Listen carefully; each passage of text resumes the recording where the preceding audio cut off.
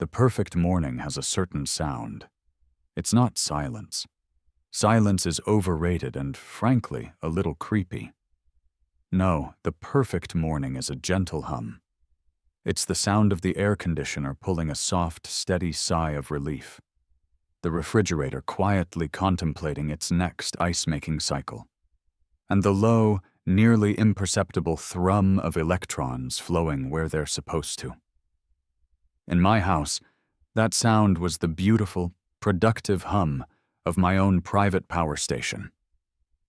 From my back patio, coffee in hand, I admired my masterpiece.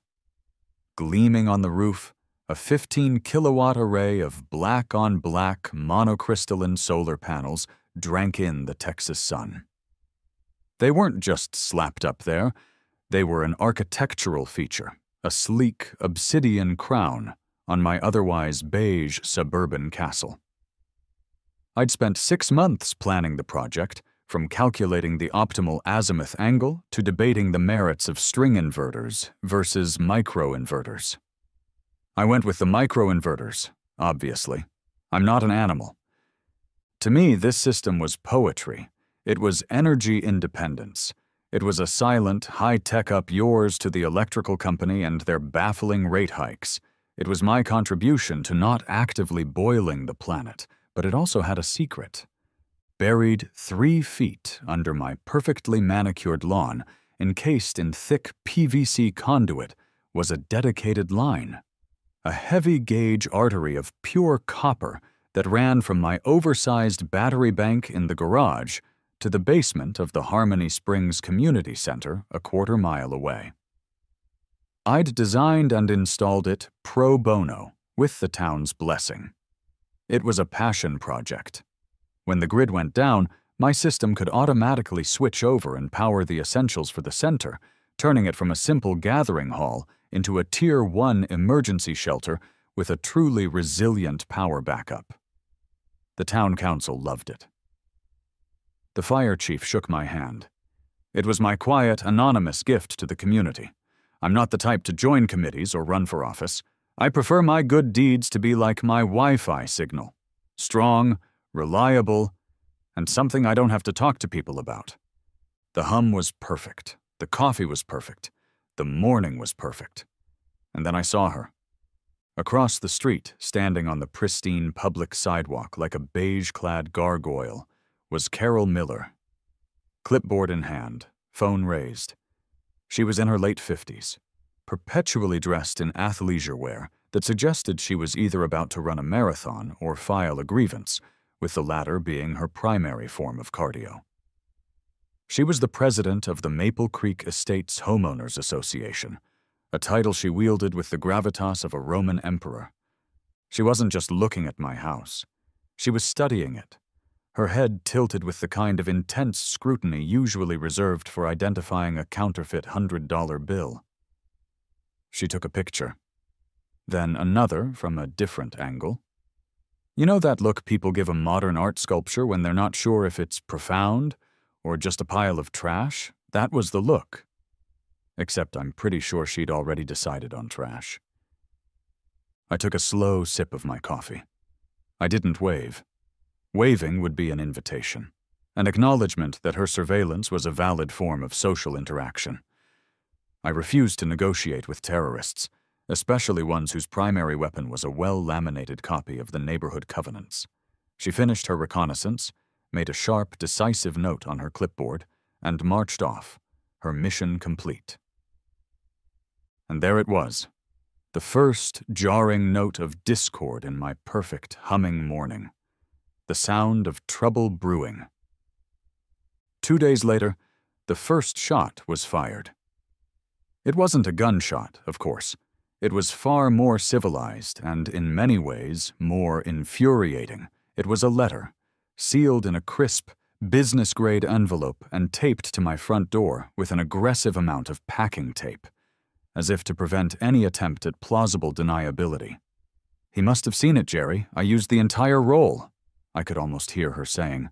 I peeled it off, the tape taking a small but significant chip of paint with it.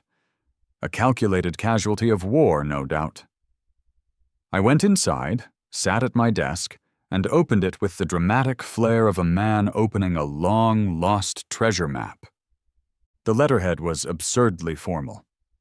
Maple Creek Estates, Homeowners Association, preserving harmony, protecting investments. Dear Mr. Henderson, I read aloud to my empty office, it has come to the attention of the board. I already hated the tone. It has come to the attention. Like they were a shadowy cabal of spies, not 3 busybodies in a rented conference room. That an unauthorized modification has been made to the exterior of your property at 124 Willow Creek Lane, pursuant to Article 4, Section 2B of the Maple Creek Covenants, Conditions, and Restrictions, any and all external additions, alterations, or significant aesthetic modifications must be in keeping with the established visual harmony of the community and must receive prior written approval from the Architectural Review Committee. I paused, taking a sip of water. The sheer density of the jargon was making my throat dry. The solar panel apparatus installed on your roofing structure is in direct violation of this covenant. This installation disrupts the uniform aesthetic of the neighborhood, creates potential for solar glare affecting adjacent properties, and does not conform to the pre-approved palette of roofing materials and adornments. Apparatus? Did she think I'd strapped a Victorian-era death ray to my roof? It's solar panels. They've been around since the Carter administration. It's about as exotic as a dishwasher. And adornments.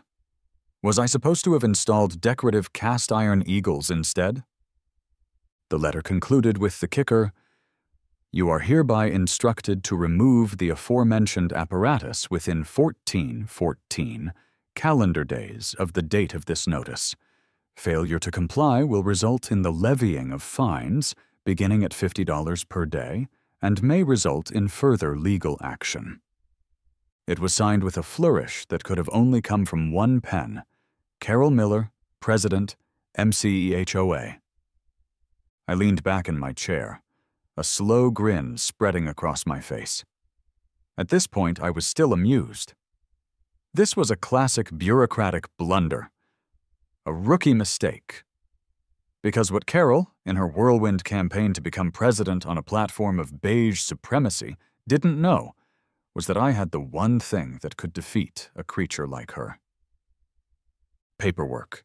Before I'd even ordered the first panel, I had submitted a detailed proposal to the previous HOA board's Architectural Review Committee. The proposal included spec sheets, a diagram of the panel layout, and even a simulated photo of what the house would look like. And I had, tucked away in my files, a signed, dated, and stamped letter of approval. Checkmate, Carol. Or so I thought. I pictured a simple, satisfying interaction. I'd email her a scan of the letter, she'd reply with a terse but necessary apology, and my morning hum would be restored. This would all be over by lunch. Oh, the sweet, naive optimism of a man who has never truly stared into the abyss of an HOA president's soul. The community center conference room was a monument to beige. The walls were beige, the carpet was a slightly different, more depressing shade of beige, and the folding chairs were a plastic, unforgiving beige. It was a room designed to suck the will to live out of you, which probably made it Carol's favorite place on earth. My email with the attached approval letter had been met not with an apology, but with a summons. "Your appeal will be heard at the next scheduled board meeting," her reply stated, dripping with condescension. So here I was, on a Wednesday night, sacrificing an evening of perfectly good streaming content to sit in this beige box. The board was exactly as I'd pictured. There was Carol at the head of the table, radiating an aura of absolute authority. To her right sat Jerry, a man whose spine appeared to have been surgically removed and replaced with a nodding dog spring. To her left was Mildred, a woman in her late 60s with a weary expression that suggested she had seen far too much in her life and had long since given up hope.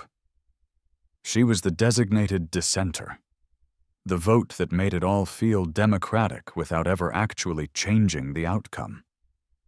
3 other homeowners, a young couple angry about a fine for their basketball hoop and a man incensed about crabgrass, were my fellow petitioners. We sat through 40 minutes of mind-numbing minutia. A heated debate over the approved species of petunias for sidewalk flower beds. A motion passed 2. 1, Mildred sighed, to require all trash cans to be stored a minimum of 5 feet inside the garage. It was Kafkaesque. Finally, my turn came. "Mr. Henderson," Carol said, her voice sharp, "the floor is yours."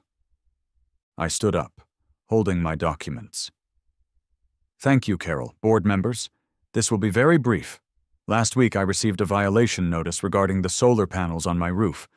I just want to clarify that this installation was fully approved by the previous architectural committee about a year ago. I have the signed approval letter right here." I placed the letter on the table. Carol glanced at it without picking it up, a dismissive flick of her eyes. "Mr. Henderson," she said, her tone syrupy with fake patience, "that piece of paper is irrelevant." I blinked. "I'm sorry, what? It's a legally binding approval from this very organization." "The board that approved this," Carol said, gesturing at the letter as if it were a dead rat, "made a grave error in judgment. They were lenient. This new board, elected by a sweeping mandate from the community, has a responsibility to correct those errors and preserve the visual integrity of Maple Creek." Jerry nodded vigorously. "Visual integrity is paramount." "Paramount," Carol echoed, pleased with her puppet. "The panels are an eyesore. They create glare. They lower property values." The man with the crabgrass problem suddenly piped up. "Actually, a study from the National Renewable Energy Laboratory shows homes with solar panels sell 20% faster and for 17% more." Carol shot him a look that could curdle milk. "Thank you for your input, Mr. Davis, but we are discussing Mr. Henderson's violation, not unsubstantiated internet trivia." "It's not trivia, it's a federal study," he muttered, sinking back into his chair under her glare. I tried a different tack. "Logic. They're black-on-black panels specifically chosen to minimize visual impact," I explained calmly. "They're mounted flush with the roofline. As for glare, that's a common myth. Solar panels are designed to absorb light, not reflect it. They generate less glare than a standard window." It was like trying to explain Wi-Fi to a hamster. She wasn't listening. She was just waiting for her turn to talk again. I could have shown her a notarized letter from God, co-signed by the ghost of Thomas Edison, and she would have told me they didn't have the authority. "The decision of the previous board is not binding on this board," she declared, her voice rising. "The violation stands. The panels must be removed." Mildred, to my eternal gratitude, spoke up for the first time, her voice soft but clear. "Carol, he has an approval letter. We can't just ignore it. It opens us up to legal challenges." Carol's eyes narrowed. "The bylaws give the current board final say on all aesthetic matters, Mildred. It's in Article 6. You know that." She looked back at me. "Is there anything else, Mr. Henderson?" The rage, cold and clean, was starting to bubble beneath my calm facade. "Yes, actually, this isn't just about aesthetics. This is about responsible energy use. It's about improving my home and being a good steward of the environment." Carol actually laughed, a short, sharp, barking sound. "Mr. Henderson, if you want to be a good steward of the environment, you can plant some of our pre-approved petunias. Your personal energy projects are not the concern of this HOA. Compliance is the concern. The motion is to uphold the violation notice against 124 Willow Creek Lane. All in favor? Carol's hand shot up. Jerry's followed a millisecond later. All opposed? Mildred raised her hand with a sigh that seemed to carry the weight of all the world's pointless arguments. The motion carries 2-1, Carol announced, a smug, triumphant smile playing on her lips. She banged a tiny, ridiculous gavel on the table. The violation is upheld. You have 12 days remaining to comply. I stood there for a moment, the approval letter feeling flimsy and useless in my hand. The amused homeowner was gone. In his place was a man who now had a mission. The war wasn't just beginning, it was on, and I was suddenly very, very motivated to win. My first act of defiance was subtle, petty, and deeply satisfying. I decided to build a fence. Not just any fence, but a magnificent 8-foot-tall cedar privacy fence that would block my backyard from the prying eyes of any clipboard-wielding tyrants. It also had the added benefit of being a project that required a contractor, which is how I met Dave. Dave was everything you'd want in a contractor. He was in his 40s, with a sun-beaten face, a no-nonsense attitude, and a truck that looked like it had actually been used to haul things.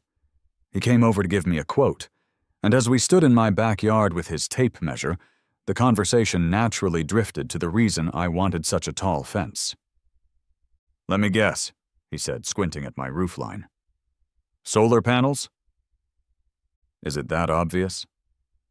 Nah, but the house across the street has a direct line of sight, and I know who lives there. Carol Miller. He said her name like it was a diagnosis. Did a deck for a guy on Elm Street last year. She tried to fine him because his wood stain was, and I quote, too rustic for the neighborhood's forward-facing ethos. Forward-facing ethos? What does that even mean? It means she's crazy, Dave said, shaking his head. Pure, uncut crazy. So you want a fence. 8 feet, you said? City code allows for 8 on a corner lot like this, but the HOA covenants usually cap it at 6. I've read the bylaws, I said, a grim satisfaction in my voice. Article 7, Section 4C. There's a loophole for latticework extensions up to 2 additional feet if used for vining plants. I plan to become a very enthusiastic clematis gardener. Dave let out a bark of laughter. I like you. You've done your homework. As if summoned by the sound of someone circumventing her authority, Carol herself appeared. She didn't come into my yard, of course. She marched right to the edge of the property line, her arms crossed. Mr. Henderson, she called out, her voice tight. What is the meaning of this? This is Dave, I said cheerfully. He's a contractor. We're discussing a potential home improvement project. I'll need to see your business license and a copy of the work permit before any construction begins, she said, addressing Dave but looking at me. Dave, to his credit, didn't even flinch. Ma'am, I'm holding a tape measure and a notepad. The most dangerous thing I'm building today is a sentence. We're just getting a quote. All potential projects must be pre-screened for compliance, she sniffed. You'll need to submit a proposal in triplicate to the Architectural Committee, including a sample of the wood, the stain color, and a list of the intended vining plants. Of course, I said, my voice dripping with fake sincerity. Wouldn't dream of doing it any other way. We'll be sure to get that right to you. She gave us one last suspicious glare and marched back to her house. Dave watched her go, then turned to me. She's a special one, that one. You know, for a 20% surcharge, I can have my guys work only on Saturday mornings starting at 7 a.m. We call it the Annoy Thy Neighbor package. Tempting, Dave. Very tempting. For now, just send me the quote for the standard package. He grinned. You got it. And hey, for what it's worth, nice panels. A week later, Dave's crew was on site. My fence proposal, complete with a picture of a purple clematis, had been begrudgingly approved. Another 2-1 vote, I was told. The crew was digging post holes, the auger whining, the men shouting to each other over the noise. I was in my garage, monitoring my power systems on my wall-mounted display, a glorious stream of green energy flowing from the roof, batteries at 98%, when the unfamiliar sight of a police cruiser rolling up my driveway shattered my zen. 2 officers got out. One was younger, Officer Ramirez, with a neat mustache and an alert, by-the-book air. The other, Officer Schmidt, was older, with a gut that strained the buttons on his uniform and the profoundly weary eyes of a man who had seen every stupid thing humanity was capable of, usually in a suburban setting. I walked out to meet them, my heart doing a little tap dance of anxiety and indignation. "Why?" "Afternoon, sir," Officer Ramirez said. "We got a call about a disturbance." "A disturbance?" I asked, gesturing at the 2 guys quietly setting a post in a hole. "This?" Officer Schmidt sighed, a sound that seemed to originate from the very dawn of time. "Dispatch said unauthorized heavy construction and a potential property dispute." I didn't have to ask. I glanced across the street and saw the slightest twitch of a blind in Carol's living room window. "Of course you did," I muttered. "Something you want to tell us, sir?" Schmidt asked, his hand resting near his belt. "Yes," I said, forcing myself to remain calm and polite. These guys were just doing their job, however pointless. "My name is Alex Henderson. I'm having a fence built. I have a permit from the city, and I have an approval letter from the Homeowners Association. Both are right inside if you'd like to see them." Schmidt's expression didn't change, but I saw a flicker of something in his eyes. Recognition. This wasn't his first trip to the Carol Miller rodeo. "That won't be necessary, Mr. Henderson. Is the lady across the street giving you a hard time?" "You could say that. She's the HOA president. She seems to believe my existence is a covenant violation." Ramirez stifled a small smile. Schmidt just nodded slowly.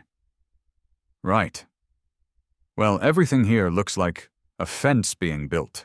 You're not breaking any laws." He turned and spoke into his radio, his voice a perfect deadpan. "Yeah, dispatch, it's a fence. Situation under control. Code 4. As they turned to leave, Officer Ramirez lowered his voice. "Look, man, we get calls from that address a lot. Last week it was about a satellite dish someone installed. The week before, a flamingo." "A lawn flamingo?" "The plastic kind," Ramirez confirmed, a pained look on his face. "It was a whole thing. Just try to keep it down, I guess." I watched them drive away, a strange mix of vindication and dread washing over me. I had won the battle. The cops saw it for what it was, a petty abuse of public resources. But the encounter had revealed the depths of Carol's obsession. She wasn't just going to find me. She was willing to harass me, to lie to the police, to escalate this until she got her way.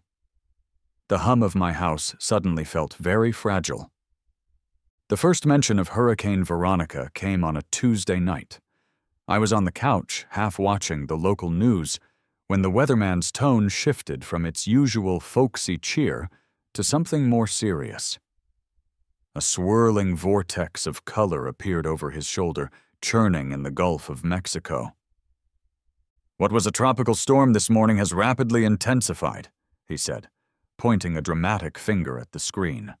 "We are now looking at Hurricane Veronica, a Category 2 storm, and forecast models show it strengthening as it moves over the warm Gulf waters. Landfall is projected somewhere along the central Texas coast in the next 72 hours. I sat up straight. Hurricanes were a fact of life here, but this one looked angry. The projected path cone was wide, and Harmony Springs was well within its eastern edge. I thought of my panels, bolted to the roof with hurricane-rated mounts. I thought of my battery bank, fully charged. And I thought of the community center, its lights, its medical outlets, all secretly tethered to my garage. A quiet sense of preparedness settled over me. This is why I did it. This is what it was all for. The next day, as if on cue, another letter from Carol arrived. This time it was bright red. "Final notice," it screamed in a font usually reserved for declaring martial law. The original violation notice was stapled to it, along with an invoice for $500 in accrued fines. It was a declaration of total war, arriving just as a real one was gathering force offshore. The following day, I had to drive into Houston for a rare, unavoidable in-person meeting with a major client. It was a 4-hour round trip, plus the meeting itself. I was gone from 9 a.m. to 4 p.m. It was the window of opportunity Carol had been waiting for. She didn't do the deed herself, of course. Her hands were far too clean for that. Instead, she hired a guy.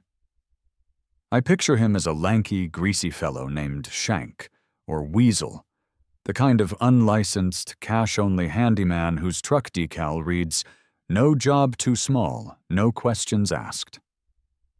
He didn't bring a ladder. He didn't touch a single panel on the roof. That would be too obvious, too much like simple vandalism. Carol was smarter than that. Her plan was more insidious. The handyman went directly to the side of my house, to the array of gray metal boxes that contained the brains of my operation. The main inverter, the emergency shutoff, and the grid tie meter. With the practiced efficiency of a saboteur, he opened the main junction box. He didn't just flip the breaker. He disconnected the heavy gauge wires coming down from the roof, severing the connection between the panels and the inverter. Then, he moved to the inverter itself. He opened the service panel and removed a small, proprietary fuse, a tiny, insignificant-looking piece of ceramic and metal that was utterly essential for the system to function. Without it, the inverter was just a heavy, expensive box.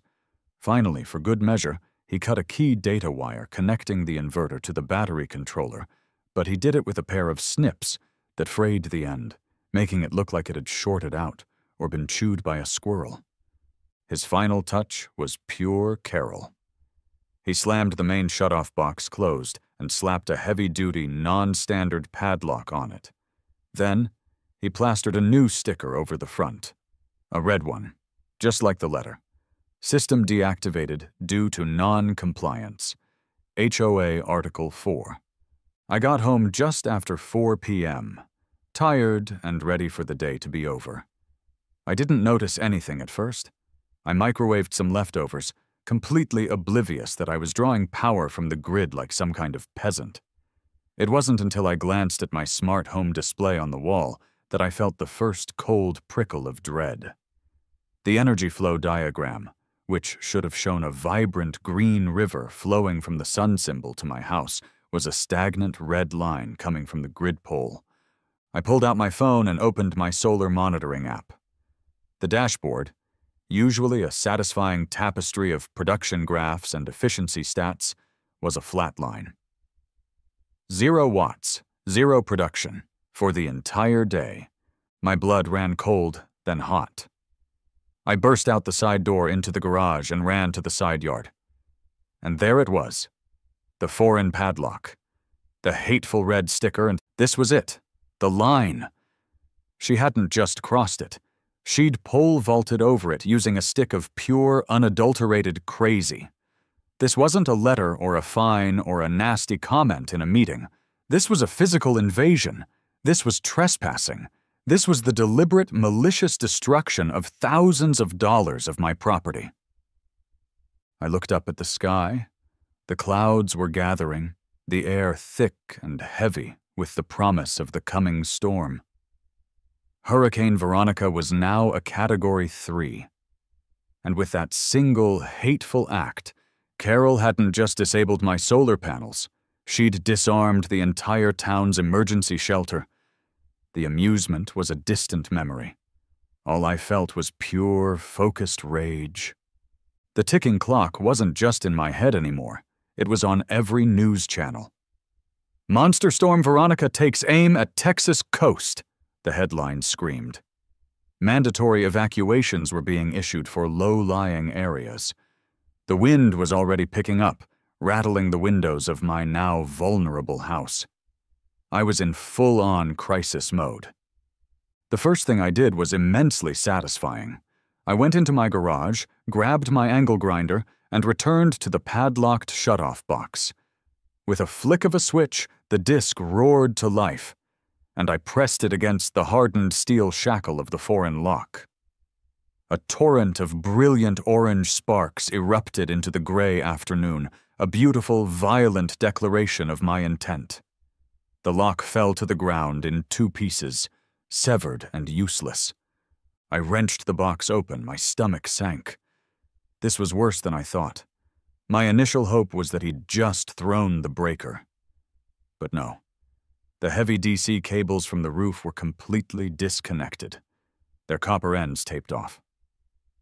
I opened the inverter's service panel and saw it instantly. The empty fuse socket, a tiny, gaping wound in the heart of the machine. The frayed data wire confirmed it. This wasn't a safety shutoff. This was sabotage, cleverly designed to be as difficult as possible to repair quickly. My rage momentarily gave way to a surge of adrenaline. I could fix this. I was a tech guy.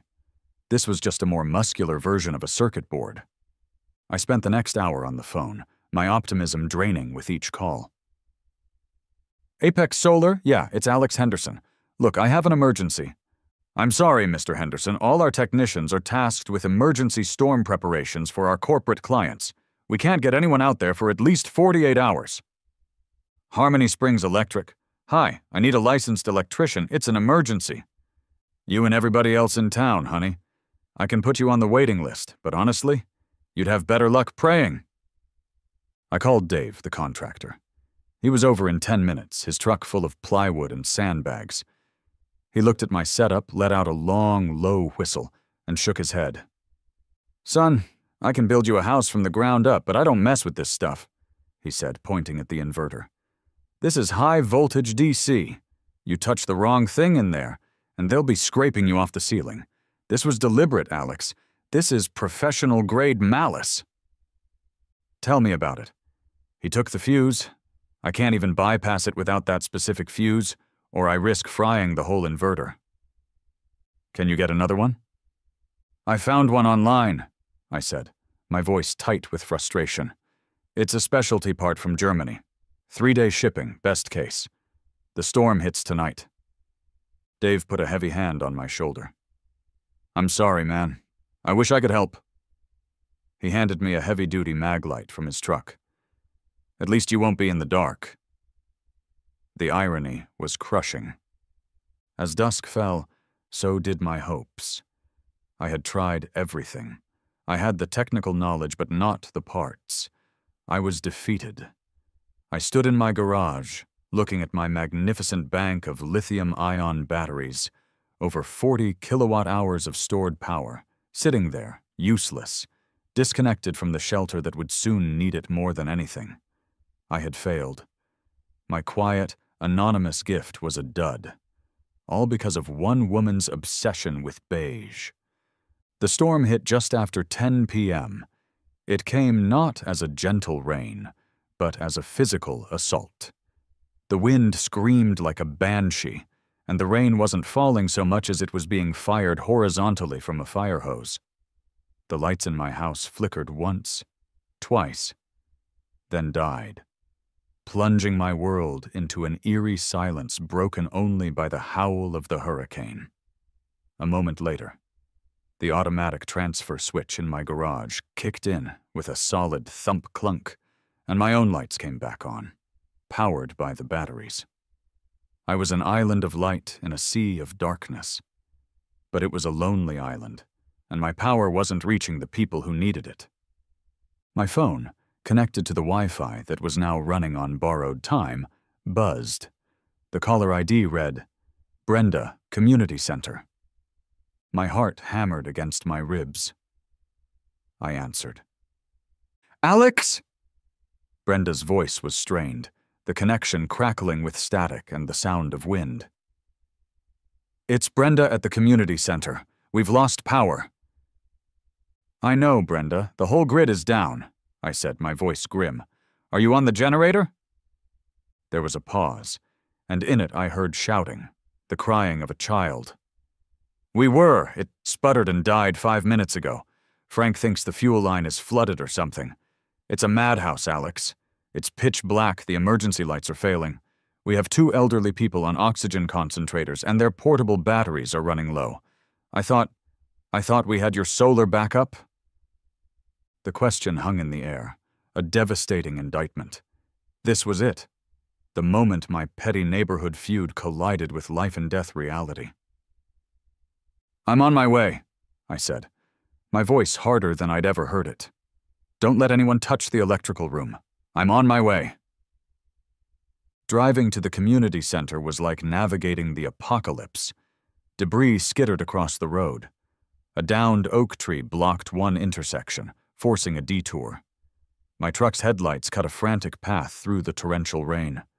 When I pulled into the center's parking lot, it was a scene of controlled chaos. A few official vehicles were parked near the entrance, their lights flashing impotently against the storm. Brenda met me at the door, her face illuminated by the shaky beam of a flashlight. She was a rock, a retired teacher who had seen it all. But tonight her composure was cracking. "Thank God you're here, Alex." The main hall was a cavern of shadows and fear. Dozens of people, families, the elderly, people who had nowhere else to go, were huddled in clusters, their faces pale in the scattered beams of flashlights and cell phone screens. The air was thick with the smell of wet clothes and anxiety. And then I saw her. In the far corner, holding court on a flimsy folding chair, was Carol. She had a designer tote bag at her feet and was loudly complaining to a terrified-looking young couple about the lack of bottled water. She was a refugee, seeking shelter and safety in the very building she had, through her spite, crippled. She saw me, and her face, instead of showing shame or fear, twisted into a smug sneer. "Well, well, look what the cat dragged in," she called out, her voice carrying across the dark room. "Come to enjoy the dark with the rest of us commoners?" I didn't have the words or the energy to respond. I walked right past her, my eyes fixed on Brenda. "The electrical room, now!"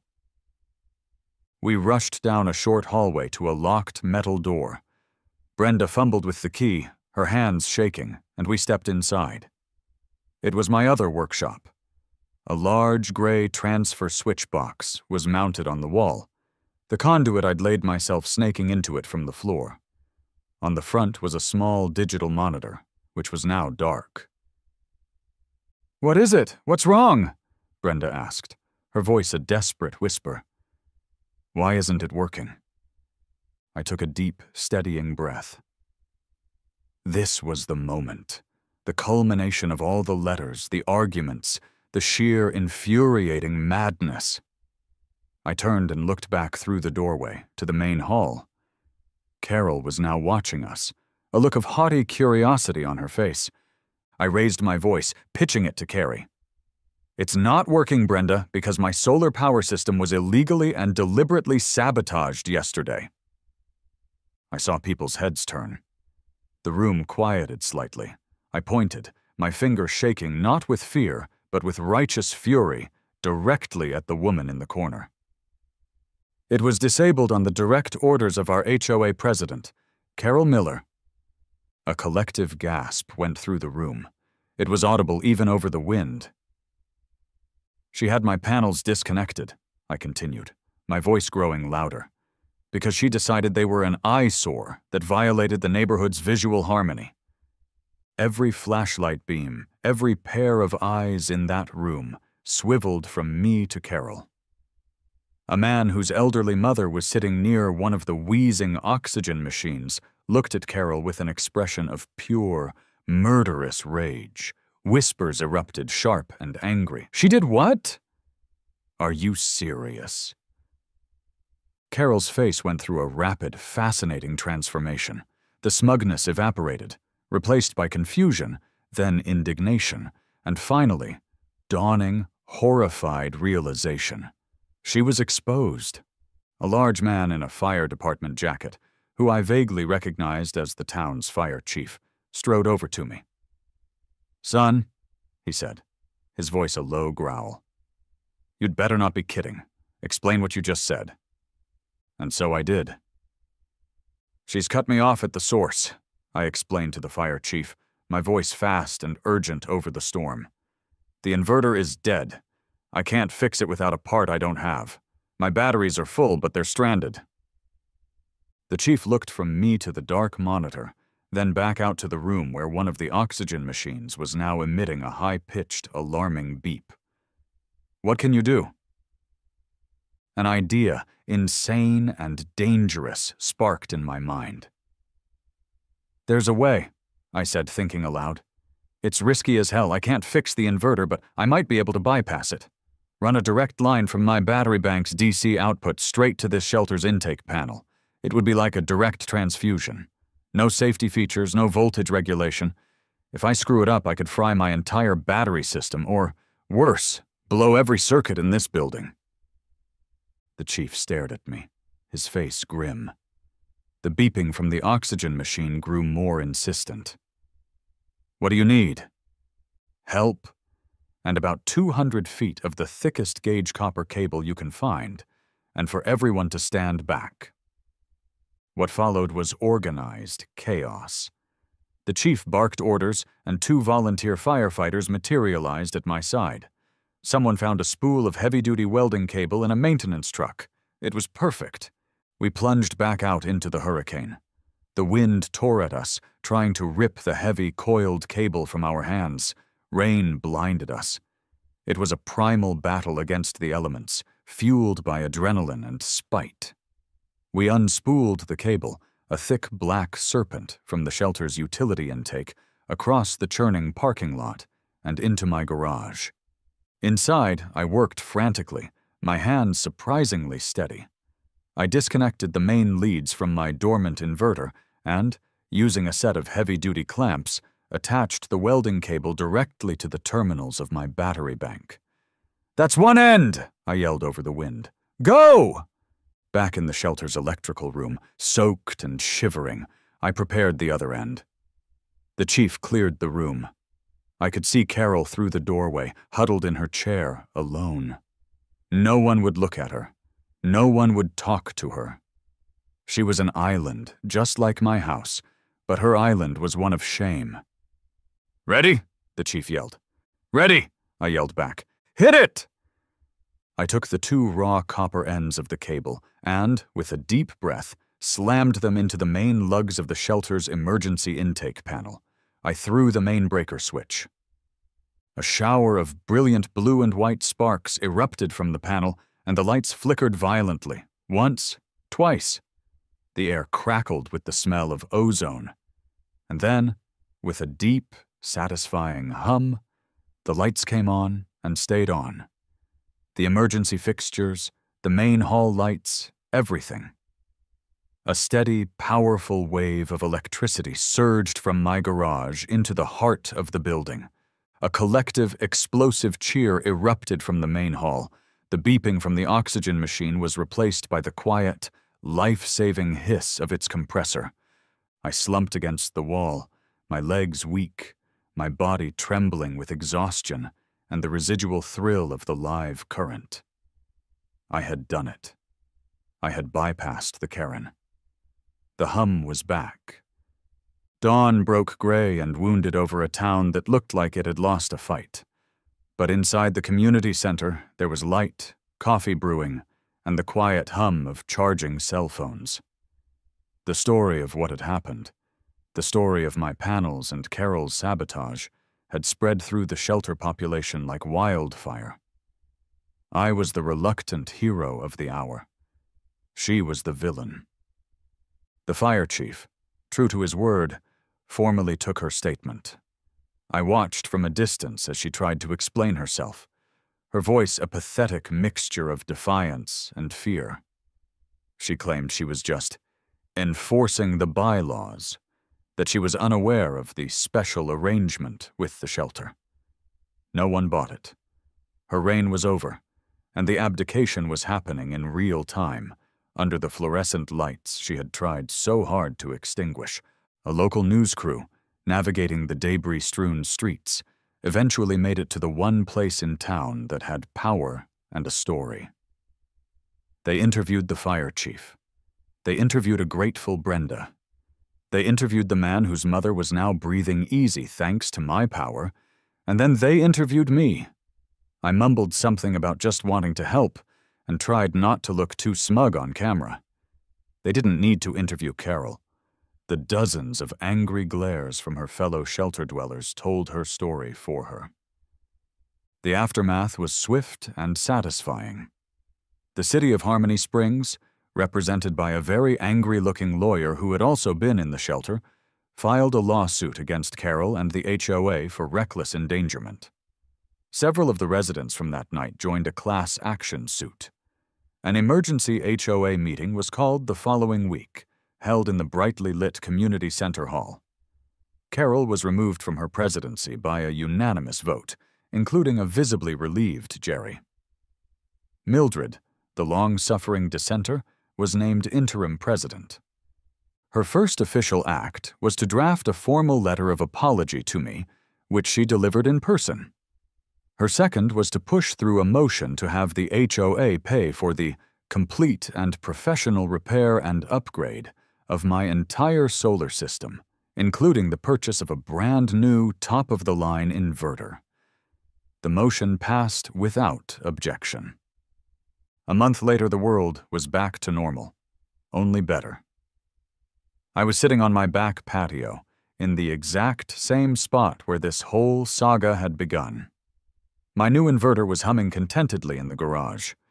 My new panels, an upgrade I'd thrown in since the HOA was paying, were soaking up the brilliant afternoon sun. Dave, the contractor, was there with me.